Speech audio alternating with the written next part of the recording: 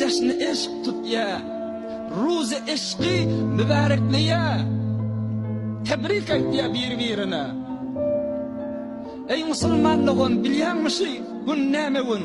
Ya onun evunse bir vakt bir keşiş, kulağız, bir Valentine diyen adam, bir keşiş, şu zamanın ruhanisi, muallafi, bir imparatorun, bir padişahın kıydı veren, bağışlama diyen haram yatıp duruptur, zina ediptir.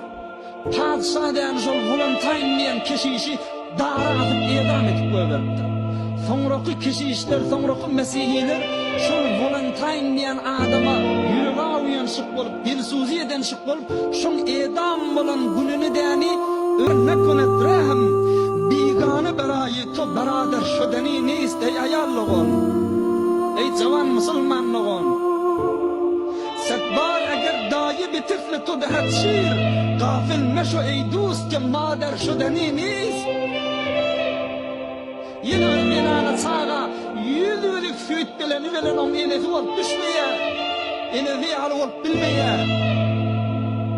Bir kafirin evine düşmeli, bir murdidilan önkmedi hiç ne yazar, zira ki Ebu Cehl Müslüman şödeniniz.